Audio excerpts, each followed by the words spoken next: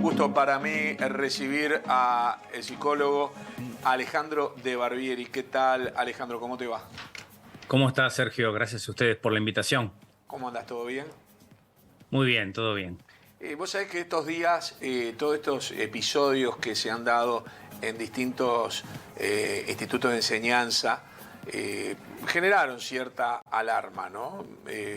A veces yo pienso que hay cosas que se dan como rachas, ¿no? O no, o nos enteramos, porque hay gente que lo filma, tal vez pasa permanentemente. ¿Qué evaluación haces desde tu profesión ante eso?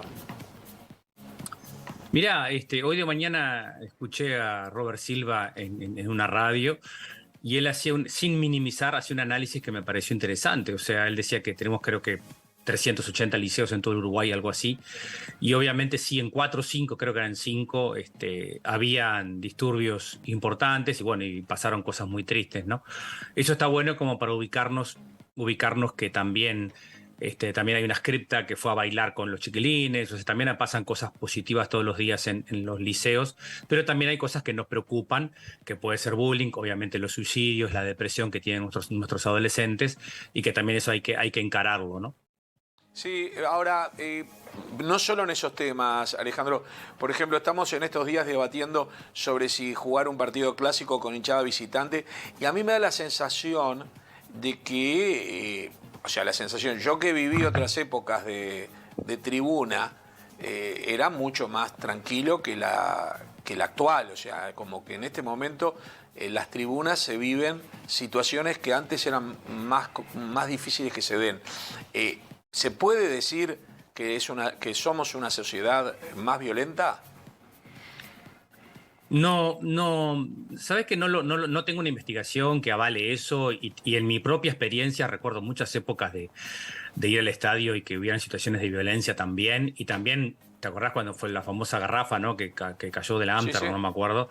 Y entonces después se tomaron algunas medidas que creo, corregime tú que estás más en el tema de fútbol que yo, que creo que de alguna manera se logró por lo menos erradicar. Pero siempre la violencia, acá tenemos que tomar en cuenta que el ser humano tiene que tener la capacidad para autorregularse, ¿no? Esto se lo enseñamos a nuestros hijos, a nuestros alumnos, pero que tenga esa capacidad no quiere decir que siempre la use, ¿no? Si hay alcohol por medio, por ejemplo, que a veces hay cuando se va a un evento deportivo en la previa, el consumo de alcohol en adolescentes en Uruguay, ya salió el año pasado el investigador Paul Ruiz con una investigación muy clara donde el 50% de los niños de sexto año de escuela en Uruguay ya probaron alcohol. O sea que también cuando uno se llega a la adolescencia, todos esas ¿Qué otras porcentaje, variables. perdón? ¿Qué porcentaje, perdóname? 50%, Uf. eso lo van a encontrar en el diario El País, ponen Paul Ruiz, alcohol, El País, y te sale 35% mujeres, 51% de varones en primaria en Uruguay.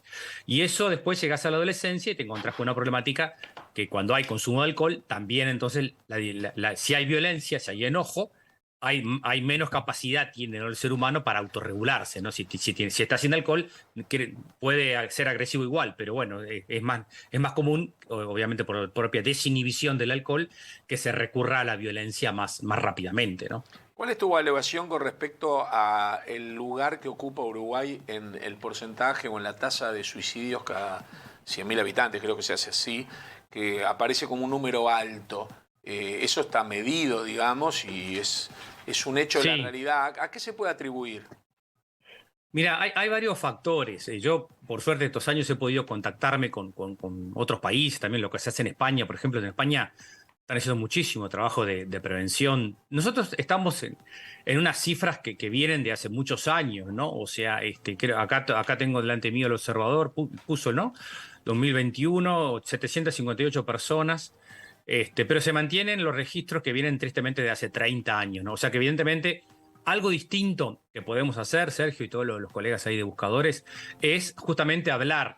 Yo me acuerdo que ustedes me llamaban, cuando digo ustedes, digo la prensa en general, cuando era el Día Internacional de Prevención del Suicidio, pero la verdad que hace un año o dos, yo te diría desde el suicidio del Morro García en adelante, capaz que por ser futbolista, esto es el tema que llegó para quedarse, ¿no? O sea, yo ahora, a mí me están pidiendo en empresas, por ejemplo, que hable de salud mental, que a mí siempre me piden motivación, liderazgo, y ahora me están pidiendo, no, queremos que hables de depresión, que hables de los intentos de suicidio. O sea que más allá hay mucho para hacer. El tema género también sigue siendo otro dato que se mantiene. De 100 suicidios, 80 varones. Ahí tenemos una población muy importante para trabajar, ¿no? Los varones nos cuesta más poner en palabras las emociones, nos cuesta más ir al psicólogo, nos cuesta más ir al médico, nos cuesta más decir estoy mal, estoy triste, no puedo con esto. Y también a nivel social, Sergio, como dice Pablo Heyn, les vendemos a los jóvenes que si tú querés, podés. Y la verdad que no siempre querer es poder. O sea, uno a veces, hay muchos chiquilines que quieren y no pueden, no tienen el Zoom, o no tienen la alimentación necesaria, o no tienen el vínculo familiar que sostenga, o no tienen un papá, ¿no? Cuando llega a la casa y el botija le dice, papá, perdí el examen, lo das de nuevo. Ah, me explico, perdí, lo das de nuevo, lo perdí por tercera vez, lo das de nuevo. O sea, esa resiliencia familiar o ese sostén familiar no está. Entonces, frente a una situación de malestar, si los jóvenes tienen pocos recursos para atravesar ese malestar, la idea de suicidio puede crecer, ¿no? Y entonces seguimos con estas cifras que tú decías que hace años, ¿no? Que estamos más o menos en la misma cifra en América Latina, ¿no? Antonio Maeso quiere comentarte algo o hacerte una pregunta. Sí, ¿qué tal? Dale. ¿Todo bien? Hola, Antonio. Diste a entender recién en tu exposición que este hecho que tuvo bastante difusión en los medios de esta cripta que se pone a bailar con, parecería ser los alumnos, que vos lo ves como algo positivo. Eso es lo que yo interpreté de lo que tú dijiste. Pero hay distintos actores que han criticado fuertemente este hecho. Senador de la República, Pettinati lo vi también que ha hecho alguna opinión, ha transmitido alguna opinión negativa, inclusive publicando unas declaraciones de estas criptas como antisemitistas. Todo está en las redes. Lo leí todo, Antonio, ¿Lo y la leíste respuesta todo? Bueno, te la doy al toque. Entonces, quería preguntarte por qué es positivo, porque viste que el psicoanálisis, ¿Cómo no va a ser la positivo? Gestalt y la logoterapia... ¿Cómo no va a ser? Primero que estamos festejando, Sergio, sé que es un gran ávido lector, capaz que vos también no lo sabía. Víctor Frankl. De Víctor Frankl Claro. y el 26 de marzo, ayer se festejó su aniversario. Te iba a preguntar de eso, bueno, justo. pero le respondo a Antonio. Que un profe se salga a bailar, que los profes hacen lo que pueden. Mi hija es profe, o sea, los profes están muy solos. Es muy difícil. Anda a una clase 10 minutos. Anda a una clase a hablarle de buscadores, de cualquier cosa. 10 minutos. A ver cómo haces para que se queden callados. ¿Cómo haces para...? Esto no quiere decir que no haya dificultades, que no haya cosas para cambiar. Claro que sí. Pero a mí me encanta la docencia y me apasiona. Pero es muy difícil ser profesor. Entonces una profe que se hace viral porque baila, me parece súper lindo que en vez de ir... Aparte que está afuera, creo, no sé si estaba en el recreo, no sé si los fue a buscar para que entren a clase. No sé cuál fue el contexto tampoco, pero me pareció un gesto. Después, respecto a los tweets, también vi ese hilo de tweet. No vi que hubiera algo, vi que había así como algo... Pero ahora no lo tengo a mano, entonces no te puedo opinar con propiedad de Sí, esa pero igual lo que crítica, estamos ¿no? hablando es del baile, Sí, no estamos sí. hablando de lo personal de ella. El baile me parece que es una estrategia, o sea, jugar, poder cantar, poder tener estrategias para justamente ayudarles a los chiquilines a que puedan estudiar. Esto no va en desmedro de la exigencia. Los chiquilines tienen que terminar cuarto de liceo, quinto de liceo y sexto de liceo. Tendría que ser en Uruguay un consenso de todos los partidos políticos y de toda la sociedad. Tenés que terminar sexto de liceo, si no, no va a ser fácil que puedas hacer realidad tus sueños. Y si aparte hay un contexto de agresión, y hay un contexto de maltrato, y hay alcoholismo, y yo tengo 4 bajas y quedé por el camino, entonces ahí, si el niño o el adolescente pierde la escolaridad, a nivel psicológico nos preocupa mucho los psicólogos, porque entonces ahí queda más vulnerable, ¿no? Queda con pocas herramientas para manejarse en el mundo, digamos, ¿no? Por eso el liceo siempre protege, ¿no? Siempre hay un docente que está mirando. Hay casos de bullying, sí, estamos trabajando mucho ese tema. Los docentes hay que formarlos mucho para que puedan detectar las situaciones de bullying que pueden llevar al suicidio. No sé cómo fue en el caso del Liceo Zorrilla. Yo he ido el año pasado, sin ir más lejos, a un liceo, que no les voy a decir el nombre, no importa, donde se suicidó un chico. O sea, esto pasa todos los años. Esto se hizo viral y está buenísimo, que ahora creo que hay más sensibilidad. Antonio decía, están todos los medios. Me parece que porque estamos más alertas, que trabajen con las familias, que trabajen los psicólogos y que se trabajen grupalmente. Ahora, como dice Pablo Heyn de nuevo, no psiquiatrializar ni psicologizar todo, porque la salud mental termina siendo accesible a un público, por eso hay que hacer muchas cosas. Yo trato de hacer toda la prevención que puedo para la gente que no puede pagar un psicólogo o que no puede llegar, pero toda la sociedad civil se tiene que mover para construir justamente, como decía Frankl, un proyecto de vida que la gente pueda soñar con un futuro y que no le digan respuestas fáciles como si tú quieres puedes y el tipo no tiene una computadora o no tiene un techo para dormir o no se puede bañar, no tiene el material. Entonces no, ese chiquilín puede querer mucho y no poder. Tenemos que darle las herramientas para que pueda, ¿no?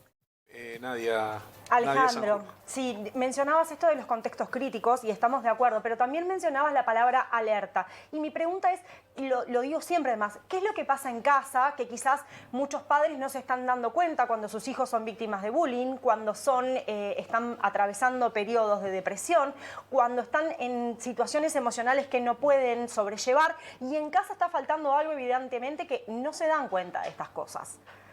Bueno, ahí Nadia, sí, como decimos siempre los psicólogos, el suicidio es una solución permanente a un problema que podría ser transitorio. ¿De qué depende que pueda ser transitorio? Bueno, que el chico tenga los recursos para atravesar ese malestar. Ese malestar puede ser una situación de bullying. Recordemos en 2 palabras que una agresión puntual, me sacaron la mochila o me pegaron, no configura bullying. El bullying es un acoso sistemático en el tiempo. Pero también es verdad que los docentes no tienen por qué minimizar esto, porque se está dando mucho en todo. Es muy difícil que en un centro educativo no se haga bullying, por el ciberbullying, por las redes sociales. Entonces ahí está las cosas que como padres y madres, creo que ibas a eso, Nadia, podemos estar atentos. Si el chico viene con la túnica rota, ¿verdad? Si duerme mal, si no come, si le va mal en la escuela o en el liceo, cuando de repente siempre le iba bien. Estar atento a lo somático, porque a veces hay chicos que no pueden verbalizar su dolor.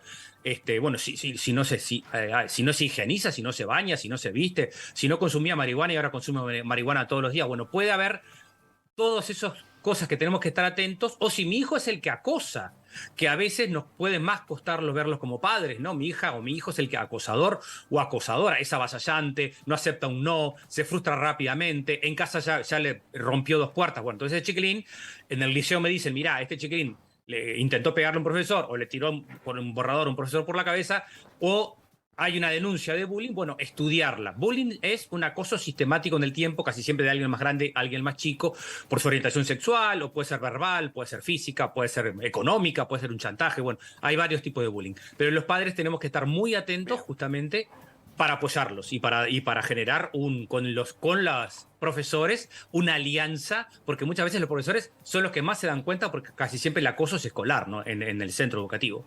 La última, Alberto. Bueno, Alejandro, justamente con esto de la adscrita bailadora que se viralizó, pero quien más lo viralizó fue la senadora Graciela Bianchi, coinciden en el nombre las dos. Y eso generó una gran violencia en las redes. Es más, hay una encuesta aquí en Buscadores donde yo voté por la violencia en las redes que está influyendo en lo que está pasando en los liceos. ¿Cómo ves que un baile... Hay gente colgando también a Robert Silva bailando con bola 8, con profesores y con alumnos en un liceo y no armó ningún escándalo? ¿Cómo ves que un baile generara, porque la senadora no es que lo criticó, lo condenó, generara toda esta situación y eso se armaron como bandos y está durísimo? Si uno entra en las redes, Graciela por acá o Graciela por allá. Me das pauta para decir lo más importante. Los jóvenes son espejo de nosotros los adultos. No podemos seguir acusándolos a los jóvenes. Los jóvenes son los futuros suicidas. ¿Qué vamos a hacer para que ellos no entren en estas tristes cifras? Entonces, los jóvenes ven ese espejo de cómo nosotros resolvemos los conflictos. Graciela puede estar de acuerdo o no estar de acuerdo. No pasa nada. ¿Pero qué quiere decir ser adulto? Que siendo distintos no quedemos distantes. Que yo no coincido con vos políticamente, o con Sergio religiosamente, o con Pepito, no sé, en el fútbol, en Peñarol Nacional, pero no por eso voy a perderme tu amistad. Y esto es lo que tenemos que nosotros que ayudar a que los chiquilines generen vínculos más sanos. Uno puede pensar distinto, pero la clave es nuestras ideas siempre cambian. Entonces yo creo que me diste lo más importante. Los jóvenes son espejo de cómo nosotros los adultos resolvemos los problemas. Y las redes sociales justamente es una cloaca, ¿no? Ahí donde la gente tira toda su catarsis. Y después no, y después es triste porque los jóvenes están replicando lo mismo, ¿no? Si sos del Frente esto, si sos blanco, si sos de Peñarol, si sos de Nacional, no, por favor. Suárez es un cray, yo soy de Peñarol. Y supongo que ahora hinchas de Nacional que dicen que Forlán es un crack. Tenemos que tratar de encontrar puentes y no generar como espacios donde se genere más violencia. Pero es verdad que las redes sociales influyen muchísimo en cómo después los jóvenes se dan manija y llegan después a un liceo, a la puerta, a generar conflictos. Y el docente es un amortiguador de eso, un amortiguador de la palabra. El docente tiene que ayudar, como el psicólogo y como el papá, a que los jóvenes pongan en palabras sus conflictos, a que no se resuelvan a través de un grito, de un golpe, sino de la palabra, que es lo que nos humaniza. Es lo que... Alejandro, para el cierre. Dale. Decíamos que ayer se cumplió un nuevo aniversario del nacimiento de Víctor Frankl. Vos sos un referente de la logoterapia en el Uruguay y él, podríamos decir, es el creador de la logoterapia. Si te doy un minuto, porque no tengo mucho más, ¿hay forma en un minuto de explicarle a los que nunca escucharon nombrar ni a la logoterapia ni a Víctor Frankl quién es? Víctor Frankl fue un psiquiatra que estuvo prisionero en el campo de concentración cuando la Segunda Guerra Mundial. Él, en su libro El hombre en busca de sentido, por favor léanlo, él dice, nosotros no podíamos elegir cómo salir del campo, pero podíamos elegir sí cómo estar dentro de él. No podíamos elegir salir, pero podíamos elegir cómo quedarnos, o sea, nuestra actitud. Y eso es lo que plantea la logoterapia, que también que todos somos personas en busca de un sentido de la vida. Y eso incluye el sufrimiento. Incluye las situaciones de sufrimiento, que es lo que tenemos que enseñar a nuestros jóvenes a atravesar el malestar. Y entonces Víctor Frankl habla del proyecto de vida. Las personas que tienen un proyecto, que tienen un sueño, pueden vivir mejor, pueden encontrar un sentido de la vida, incluso como le pasó a él en el campo de concentración, que él tenía perdió a su familia, a su mujer, a sus padres, pero tenía la ilusión y la expectativa del libro que tenía que escribir. Así que es un gran autor, que también incluye la dimensión espiritual de la persona, que no es la dimensión religiosa, pero sí la dimensión del futuro, y tenemos que justamente hoy en día hablar mucho de logoterapia, porque el suicidio, el intento de suicidio es como cuando la persona no le encuentra sentido a su vida. Así que tenemos que ayudar mucho a nuestra sociedad, y bueno, Víctor Frankl es un gran inspirador en ese sentido. Sos un crack, Alejandro, me encanta cómo explicar las cosas y te digo algo, en una traducción libre que hice yo, cuando el sentido de la vida, yo digo el gollete. ¿Viste cuando a una persona le decís... Claro, dice, sí. No tiene gollete, no tengo un gollete, ¿viste? Yo, y le voy a hacer un ejemplo, yo como me gusta el fútbol, los fines de semana yo la paso bien porque hay fútbol, pero hay gente que no tiene esa pasión y es respetable. Y a veces llega el domingo y se siente triste, es un domingo, los domingos está comprobado, ¿no?, que es el día más triste. Y yo digo, ¿sabes lo que te falta cuando veo a un amigo que está así? Un gollete. No te pido que te guste el fútbol, porque no podés, pero Claro. capaz que encontrás un gollete en la vida, que en el fondo es un sentido, es una palabra que usamos los uruguayos. El ¿no? sentido, hoy en día, por ejemplo, en las empresas, si ustedes recorren, se utiliza mucho la palabra propósito, ¿no? Sí, claro. Y bueno, la palabra propósito, atrás del propósito está el sentido, el proyecto, ¿no? Está bien. También en los vínculos, ahí tenemos ¿dónde encontrar sentido de la vida? Para decirlo fácil, en los vínculos. Claro. La persona que se aísla, cuando vos estás deprimido, te aislás. Por eso es muy importante esto de pienso distinto que vos, bárbaro, Sergio, pero yo no quiero perder tu amistad. Nos reunimos y charlamos y tomamos unos mates y capaz que mañana me decís, Ale, ahora te entendí, o sigo en desacuerdo, no pasa nada, o ahora te entiendo. Y eso tenemos que pregonarlo para que los gurises vean que se puede disentir con respeto. Gracias, Alejandro. ¿Tenés alguna Gracias a charla ustedes. próximamente? Debes tener todos los días, pero así algo que quieras Taller de aprovechar para liderazgo. meter un chivo. Dale, rapidísimo, taller de liderazgo, 3 encuentros por Zoom, los jueves en abril, me lo consultan por mi página aledebarbieri.com o por Instagram, son 3 encuentros por Zoom, todo basado en la logoterapia de Víctor Frankl. Liderar es conmover, sobre todo hay muchos educadores que se están anotando, pero muchos también empresarios que quieren humanizar y pacificar sus organizaciones. Eso es todo por Zoom, 3 jueves de abril. ¿Cuál es la página? aledebarbieri.com. Te mando un fuerte abrazo. Gracias. Gracias a ustedes, un abrazo al equipo, chau. Gracias, Alejandro.